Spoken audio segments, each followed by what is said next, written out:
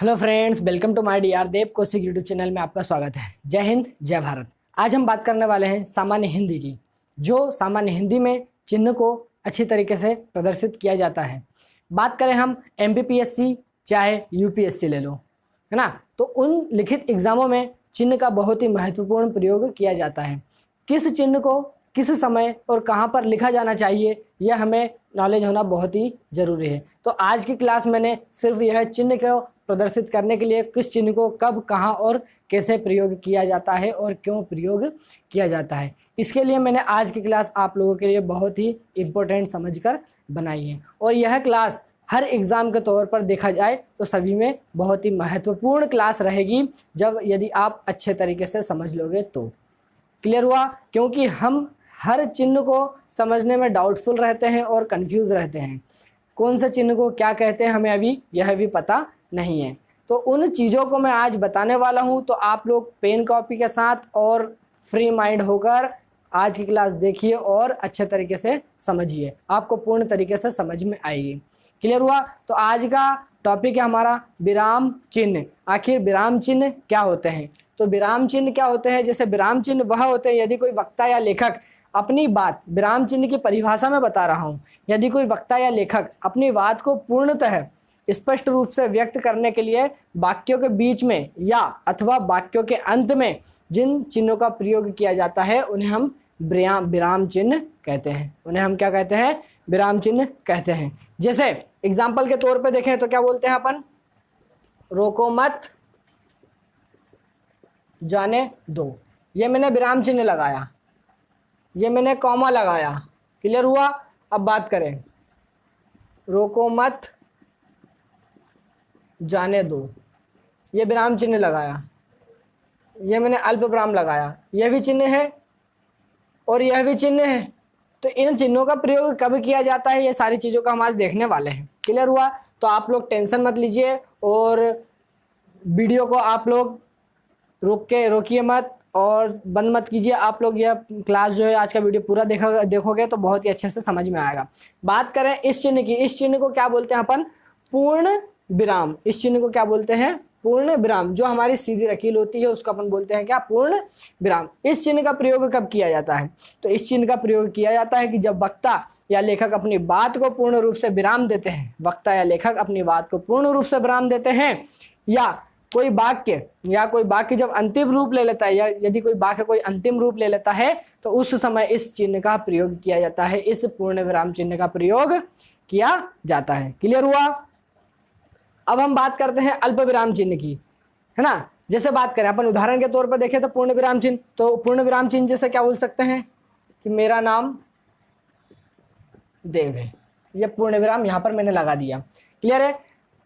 कक्षा में जिस व्यक्ति जो भी एग्जाम की प्रिपरेशन कर रहा है वह एक वाक्य बनाइए। जैसे मैं मेरा बताता हूं, ठीक है। जैसे मुझे यूपीएससी पास करना है, या बात करें जैसे अभी मैं स्टेट पीएससी की बात करूं तो जैसे बात करें तो कक्षा में जितने भी व्यक्ति बैठे हुए हैं वो उन्हें सभी को डीसी बनना है। तो यह जो विराम चिन्ह मैंने लगाया है इसे अपन क्या बोलते हैं? पूर्ण विराम चिन्ह कहते हैं। क्लियर हुआ? पूर्ण विराम चिन्ह कहते हैं। अब हम बात करें अल्प विराम की, अर्ध विराम की, तो अर्ध विराम की चिन्ह क्या होता है? ठीक है, अर्ध विराम चिन्ह क्या होता है? अच्छा, एक चीज और मैं बताना भूल गया। जब क्या बोलते हैं कि जब किसी वस्तु या घटना का सजीव वर्णन किया जाता है, तो वहां पर भी पूर्ण विराम का चिन्ह लगाया जाता है। जैसे बात करें तो रंग काला, तो यहां पर भी पूर्ण विराम चिन्ह लगेगा। जैसे बात करें वजन कितना है, तो मेरा वजन अभी फिलहाल की कंडीशन में 43, यहाँ पर भी जो है कि पूर्ण विराम चिन्ह लगाया जाता है। ठीक है। बात करें आयु की, ठीक है, तो आयु की बात, आपकी आयु जो भी हो वो लिख सकते हो और यहाँ पर पूर्ण विराम का चिन्ह लगाया जा सकता है। क्लियर है? मेरी आयु की बात करें तो मैं अभी 24 ईयर का 24 वर्ष का हूँ। क्लियर हुआ? ये तो इस प्रकार से अपन पूर्ण विराम का चिन्ह यहाँ पर लगा सकते हैं। क्लियर? अब अपन बात करें तो अर्धविराम के चिन्ह की, तो अर्धविराम का चिन्ह जब कब लगाया जाता है और कहां पर लगाया जाता है?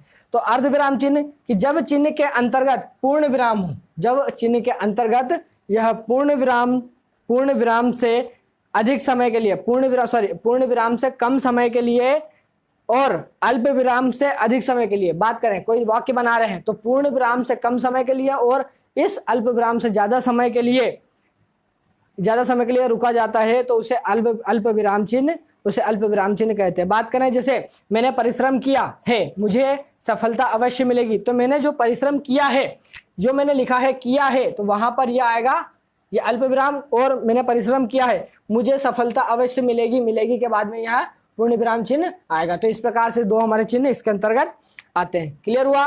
देखो, आप लोग टेंशन मत लीजिएगा, यहाँ पर बोर्ड में जो है कि स्पेस कम है, इसलिए मैं डायरेक्टली आपको जो कहाँ पर लगते हैं वो पॉइंट टू पॉइंट में बता दूंगा, आप लोग उसे नोट डाउन कर लीजिएगा। ठीक है, अब अपन बात करें, अपन ने अल्प विराम देखा, अब देखें अपन अर्धविराम देखा, अब देखें अपन अल्प विराम। अल्प विराम चिन्ह क्या होता है कि अल्प विराम चिन्ह का प्रयोग अर्धविराम से कम समय के लिए, अल्प विराम का चिन्ह अल्प विराम के अर्धविराम के चिन्ह से कम समय के लिए का प्रयोग कम समय के लिए रुकने के लिए किया जाता है। इसे निम्न परिस्थितियों में किया जाता है। जैसे बात करें, जब किसी वाक्य में एक या एक से अधिक पद एक समान हो, जब किसी वाक्य में एक ही समान के शब्द जो है कि अधिक पद एक समान के हो, जैसे बात करें देव, राम, तो ये जो मैंने लगाया है ये कॉमा, या इसको अल्पविराम बोलते हैं, राम, रीचा, रीना,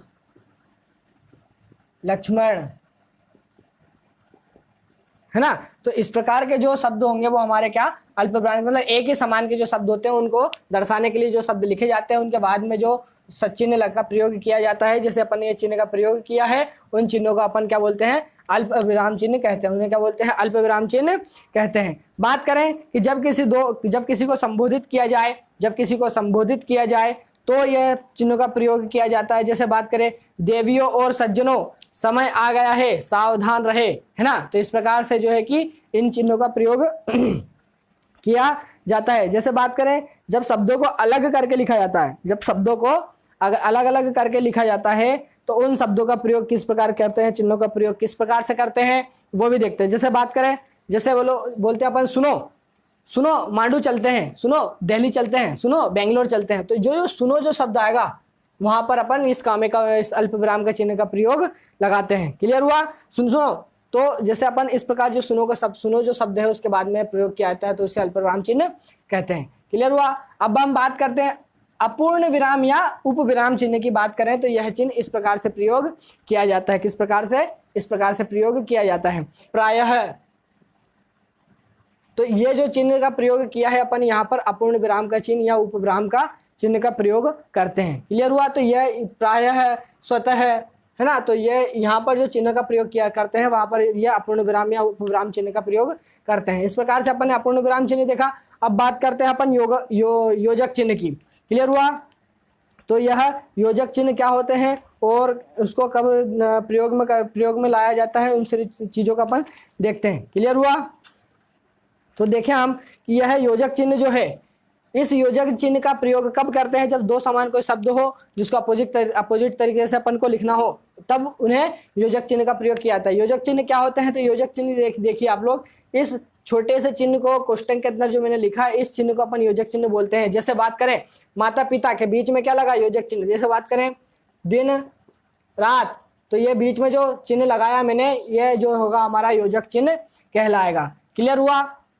अब बात करें अपन निर्देशक चिन्ह की। तो जब कोई व्यक्ति निर्देश देता है या लेटर लिखता है, तो जब वो बाद में जो विषय अपन बात करें, कोई लेटर लिख रहे हैं या कोई पत्र लिख रहे हैं, तो अपन जो विषय शब्द लिखते हैं, ये विषय शब्द जो लिखते हैं उसके बाद में जो डेश लगाते हैं वह क्या, एक संवाद के विषय में आता है। तो इस प्रकार से संवाद हो गया हमारा। अब ये उद्धरण चिन्ह और ये जो इंपॉर्टेंट जो दिया हुआ है, यह क्या है हमारा, यह चिन्ह इस प्रकार से दर्शाया जाता है। यह चिन्ह क्या इस प्रकार से हमारा दर्शाया जाता है। ठीक है, तो यह दो प्रकार से चिन्ह होते हैं। यह क्या, दो प्रकार से क्या चिन्ह होते हैं? ये जो चिन्ह दिख रहा है यह इकहरा चिन्ह होता है और यह जो चिन्ह दिख रहा है यह दोहरा चिन्ह या दोहरा उद्धरण कहते हैं। यह पहला एकहरा उद्धरण, यह दोहरा उद्धरण कहलाता है। एकहरा उद्धरण का प्रयोग कब किया जाता है? तो इस चिन्ह का प्रयोग किसी पुस्तक, पत्रिका, पत्र पत्रिका, लेखक या उपनाम आदि शब्द विशेष को उद्धृत करने के लिए किया जाता है। इसे एकहरा जो है कि उद्धरण कहते हैं। जैसे बात करें तो गोदान की कथा जो किसकी है? तो मुंशी प्रेमचंद की। तो जैसे बात करें गोदान, तो ये गोदान को लिखा तो मैंने यहाँ पर लिखा। अब बात करें मुंशी प्रेमचंद की, है ना, तो किसकी बात करें? जैसे बात करें मुंशी प्रेमचंद्र की, तो ये जो इकहरा दोहरण होगा, ये मैंने जो लगाया है वो इकहरा दोहरण कहलाएगा। क्लियर हुआ? अब अपन बात करें दोहरा उद्धरण की, तो दोहरा उद्धरण क्या होता है? दोहरा उद्धरण वह होता है जब किसी कथन, वाक्य या उक्ति, परिभाषा या गद्यांश को ज्यों का त्यों लिखने पर उद्धृत करना होता है, तब ये इस दोहरा उद्धरण का प्रयोग किया जाता है। जैसे बात करें कि लाल बहादुर शास्त्री जी ने कहा था, जैसे अपन बात करें लाल बहादुर शास्त्री जी ने कहा था जय जवान जय किसान, तो जो जय जवान जो जय किसान किया जाएगा वो इस दोहरा उद्धरण के अंतर्गत लिखा जाएगा। जय जवान जय किसान जो है कि नारा दिया था किसने? लाल बहादुर शास्त्री जी ने। तो इस प्रकार के जो शब्द लिखे जाएंगे वो हमारे दोहरा उद्धरण के अंतर्गत लिखे जाएंगे। इस प्रकार से अपन ने देखा। अब देखें अपन त्रुटिबोधक या हंसबोधक, त्रुटिबोधक या हंसपद, है ना, त्रुटिबोधक या हंसपद बात करें तो यह जो चिन्ह है यह इसको त्रुटिबोधक या हंसपद कहते हैं। जब कोई अपन वाक्य लिखते हैं और यह कोई किसी प्रकार से कोई वाक्य लिखने के लिए छूट जाता है, तो उस बीच में यह लिखने के लिए, उस शब्द को लिखने के लिए, उस वाक्य को लिखने के लिए उस लाइन के बीच में ये इस चिन्ह का प्रयोग लगाकर हम शब्द को लिख सकते हैं। जैसे बात करें तो मेरा हो गया, लेकिन क्या हो गया? तो यहाँ पर हम इस चिन्ह का प्रयोग करके लिख सकते हैं मेरा खाना हो गया। इस प्रकार से जो है कि चिन्ह का अपन प्रयोग कर सकते हैं। यहाँ पर अपन इस हंस पद का प्रयोग करके यहाँ पर ऊपर खाना लिख सकते हैं, या फिर इस चिन्ह का नीचे करके यहाँ पर खाना लिख सकते हैं। इस प्रकार से अपन ने देखा। तो यह त्रुटिबोधक या हंसबोधक चिन्ह का प्रयोग अपन ने समझ लिया। अब अपन बात करें कोष्टक चिन्ह, तो कोष्टक आप लोगों को सभी को पता है कि कोष्टक के भीतर मुख्यतः शब्द को लिखा जाता है जो कि मुख्य वाक्य या अंग होते हैं जो पृथक होते हैं, अथवा इस शब्द से संबंधित अन्य जानकारी प्रदर्शित करनी होती है। जैसे बात करें तो अपन स्वतंत्रता संग्राम में महात्मा गांधी ने मुख्य भूमिका अदा की। बात करें तो स्वतंत्रता संग्राम में महात्मा गांधी ने मुख्य भूमिका अदा की। अब बात करें जो महात्मा गांधी है, महात्मा गांधी, तो यहाँ पर अपन ने क्या लिखा? राष्ट्र पिता। तो ये जो कोष्टक के अंदर लिखा है, ये महत्वपूर्ण चीज को अपन ने लिखा गया, इसलिए कोष्टक का प्रयोग कब किया जाता है? जब कोई इंपॉर्टेंट चीज जो है कि महत्वपूर्ण चीज लिखी जाती हो, तब इस कोष्टक का प्रयोग किया जाता है। क्लियर हुआ? अब ये जो चिन्ह है यह क्या है? हमारा विस्मयादि बोधक चिन्ह कहलाता है। क्या होता है हमारा? विस्मयादि बोधक चिन्ह कहलाता है। क्लियर हुआ? इसके बाद में हम देखें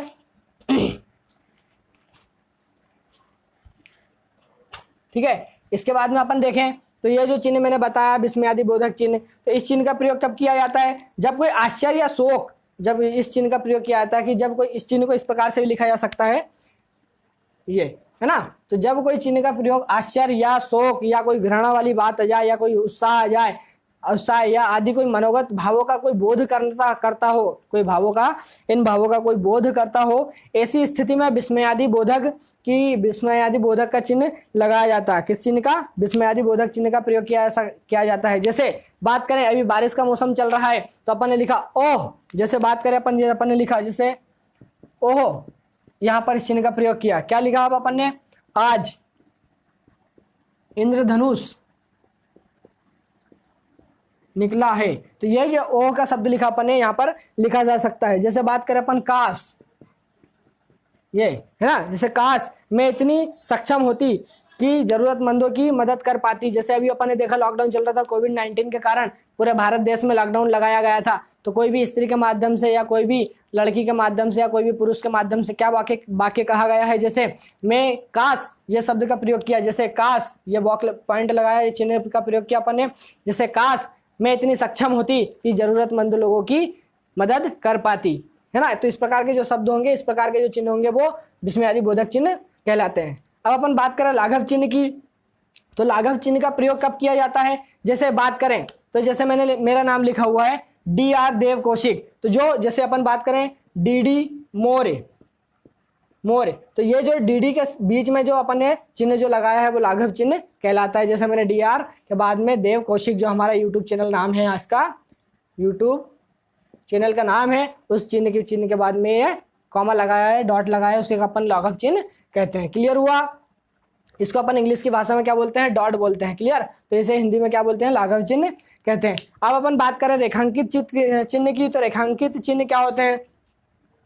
तो रेखांकित चिन्ह जो होते हैं वह क्या होते हैं? जैसे कोई अनुच्छेद या पैराग्राफ में महत्वपूर्ण शब्द या वाक्य को रेखांकित करना हो, या उससे उसके स्थान पर जिस चिन्ह का प्रयोग किया जाता है उसे रेखांकित चिन्ह कहते हैं। जैसे बात करें कि 2019 की, जैसे अपन बात करें 2019 की, तो 2019 में राजीव गांधी पुरस्कार प्राप्तकर्ता कौन थे? तो जैसे बात करें बजरंग पुनिया और दीपा कर्मकार थी। कौन थी? बजरंग पुनिया और दीपा कर्मकार। क्वेश्चन आप लोगों को एक याद हो रहा है, ध्यान देना। 2019 में राजीव गांधी 2019 में राजीव गांधी पुरस्कार किसको मिला था? तो बजरंग पुनिया। तो यहाँ पर ये रेखांकित चिन्ह अपन ने ये लगाया, बजरंग पुनिया और दीपा कर्मकार की। तो ये इनके नीचे जो अंडरलाइन की है अपन ने, यह अंडरलाइन ही क्या कहलाती है? रेखांकित चित्र,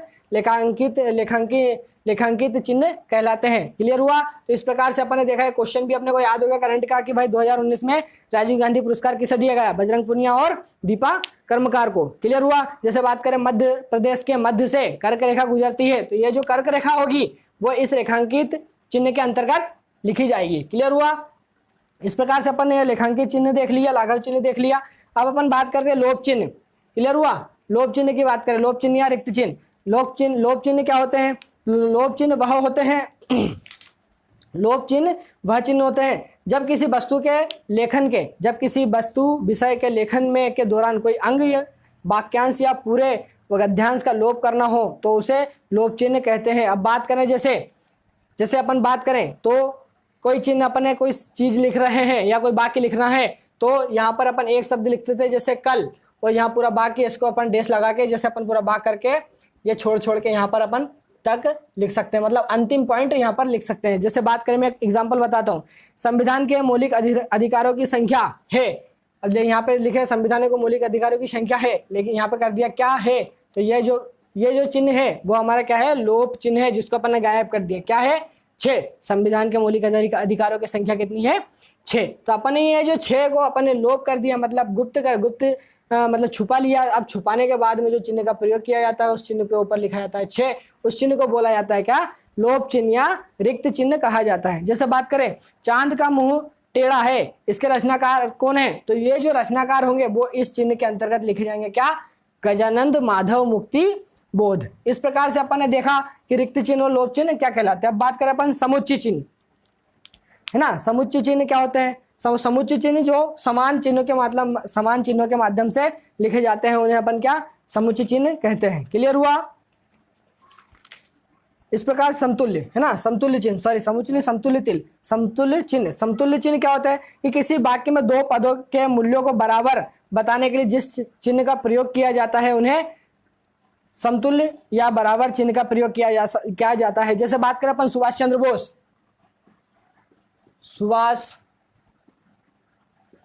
चंद्र बोस, बात करें बराबर तो चंद्रशेखर आजाद।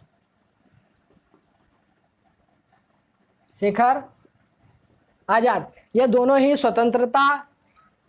ही व्यक्ति जो थे, सुभाष चंद्र बोस और चंद्रशेखर आजाद, ये दोनों ही स्वतंत्रता सेनानी जो है कि रहे थे, है ना। बात करें जल, जैसे बात करें अपन जल बराबर नीर, तो ये दोनों समान शब्द है, बस पर्यायवाची है। इन दोनों के बीच में जो चिन्ह लगाया है वो क्या है? समतुल्य चिन्ह कहलाता है। इस प्रकार से अपन ने समतुल्य चिन्ह देखा। अब अपन देखते हैं विवरण चिन्ह। आखिर विवरण चिन्ह क्या होते हैं? क्लियर हुआ? विवरण चिन्ह क्या होते हैं? जैसे विवरण चिन्ह मैंने बताया आप लोगों को, इस प्रकार से विवरण चिन्ह होते हैं।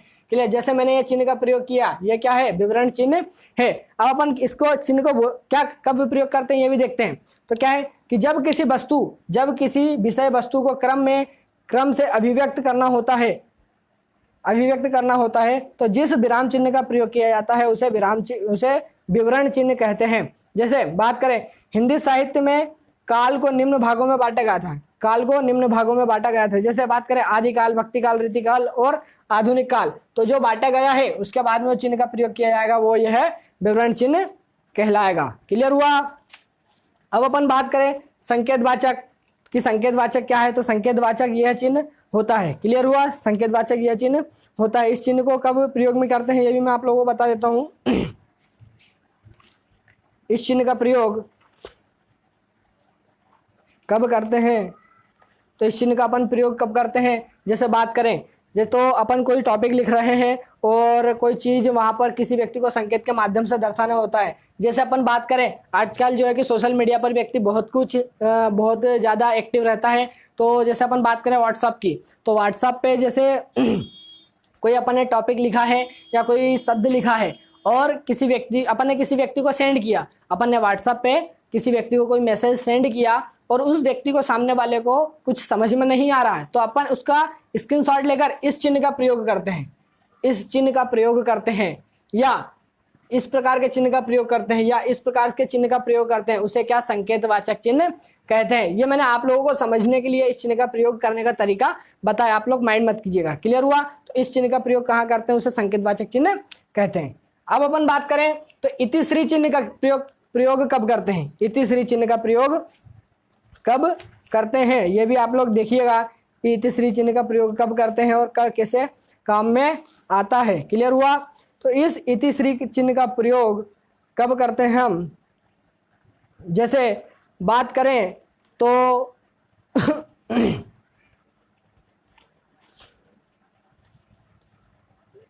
2 मिनट जरा।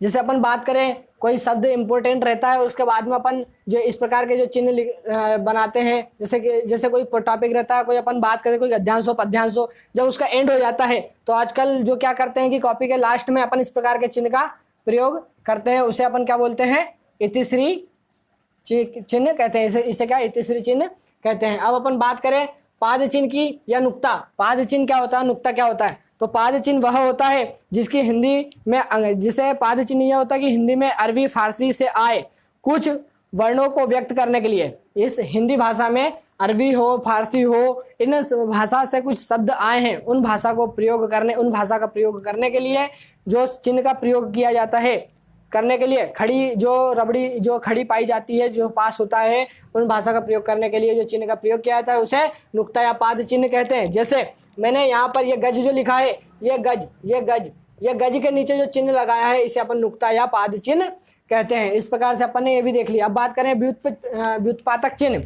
ठीक है, तो व्युत्पातक चिन्ह क्या होता है, तो व्युत्पातक चिन्ह वह चिन्ह होते हैं जो किसी चिन्ह को बड़ा या छोटा दर्शाने के लिए प्रयोग किया जाता है। जैसे बात करें जैसे अपन बात करें तो अपन जैसे मेष की बात करें तो मेष में अपन जो है कि इस चिन्ह बात करें तो जैसे बात करें जैसे संस्कृत, इस चिन्ह का प्रयोग कब करते हैं, जैसे बात करें अपन संस्कृत के बाद में क्या आते हैं, संस्कृत एक भाषा है, क्या है, पाली है। उसके बाद में क्या आएगा हमारे पास प्राकृत। फिर बात करें तो अपन प्राकृत कहाँ से, अपभ्रंश से, अपभ्रंश। उसके बाद में क्या, यह हिंदी बनी। तो सबसे पहले संस्कृत भाषा पाली थी, फिर प्राकृत, फिर अपभ्रंश और लास्ट में आके क्या, हिंदी बनी। इस प्रकार से इसका प्रयोग किया जाता है। जैसे बात करें अपन ब्रह्मांड की, तो ब्रह्मांड में क्या होगा, ब्रह्मांड में सबसे पहले ऊर्जा, ध्वनि, अक्षर, वर्ण, फिर वर्णमाला जो होगी, तो हिंदी भाषा में मैं आप लोगों को पूर्ण तरीके से अच्छे से बताऊंगा। क्लियर हुआ।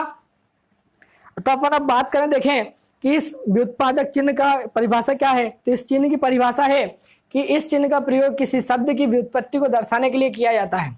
यह व्युत्पत्ति को दर्शाने के लिए चिन्ह का प्रयोग किया जाता है, इसे व्युत्पादक चिन्ह कहते हैं। अब अपन बात करें प्रश्नवाचक चिन्ह की, तो प्रश्नवाचक चिन्ह आप लोगों को पता है कि जब किसी के द्वारा कोई प्रश्न पूछा जाता है तब प्रश्नवाचक चिन्ह का प्रयोग किया जाता है। इसे मुझे बताने की जरूरत नहीं है। क्लियर हुआ। तो अपन ने इस प्रकार से देखा सारे चिन्हों को कि कब जो है कि कब प्रयोग किया जाता है। तो इस प्रकार से चिन्हों का प्रयोग किया जाता है। अब अपन बात करें जैसे लाघव चिन्ह की मैंने बताया था, तो लाघव चिन्ह में अपन ये कर सकते हैं, जैसे उत्तर पुस्तिका में देते कृपया पृष्ठ उलटिए, है ना। इस प्रकार से बात करें जैसे मध्य प्रदेश, है ना। इस प्रकार से फिर जैसे बात करें अपन डॉक्टर, तो यहाँ पर चिन्ह का प्रयोग किया जाता है। जैसे एसपी, तो एसपी के बाद में प्रयोग किया जाता है डीएसपी। इस प्रकार से जो है कि सभी चीज़ों का प्रयोग किया जाता है। इन तो उन्हें लाघव चिन्ह कहते हैं। क्लियर हुआ। अब एक दो चिन्ह जो मैंने बताया नहीं वो आप लोगों को बता देता हूँ और याद कर आप लोग देख लीजिएगा, है ना। जैसे बात करें इस योग चिन्ह की, योग चिन्ह मतलब जहां पर अपन प्लस का चिन्ह लगाते हैं, यह योग चिन्ह। इस योग चिन्ह का प्रयोग जिस शब्दों को जोड़ने के लिए या जिस विराम चिन्ह का प्रयोग किया जाता है उसे योग चिन्ह कहते हैं। किसी शब्द को जोड़ने के लिए उस जिस चिन्ह का प्रयोग किया जाता है उसे योग चिन्ह कहते हैं। जैसे बात करें यहाँ पर लिखा है राजा प्लस राम, तो इस चिन्ह को जोड़ेंगे तो क्या हो जाएगा, राजा राम। इस प्रकार के शब्द होंगे। जैसे नर धन इंद्र, है ना, नर धन इंद्र, इस प्रकार को अपन ने जोड़ा तो क्या हो जाएगा, नरेंद्र, है ना। जैसे बात करें देव धन इंद्र मतलब देवेंद्र। इस प्रकार इस शब्द को जोड़ने के लिए प्लस का चिन्ह लगाकर, योग का चिन्ह लगाकर अपन ने यह शब्द जो बनाया है तो यह क्या होगा, हमारा योग चिन्ह कहलाएगा। क्लियर हुआ। इस प्रकार से अपन ने ये सारे चिन्हों को अपन ने देखा है। क्लियर। तो आज की क्लास में शायद मुझे आशा करता हूं कि भाई आज की क्लास जो अपन ने थी विराम चिन्हों की, यह विराम चिन्ह आप लोगों को बहुत ही अच्छे से समझ में आया होगा। और यदि कुछ इसमें से कुछ समझ में नहीं आया हो तो प्लीज़ आप लोग मुझे कमेंट बॉक्स में बताएं, और समझ में आ गया हो तो भी मुझे कमेंट करके बताएं कि हाँ सर समझ में आ गया। और आशा करता हूँ कि आज की क्लास आप लोगों को अच्छी लगी हो तो प्लीज़ आप लोग इसे लाइक शेयर और सब्सक्राइब जरूर करें। धन्यवाद। Well done.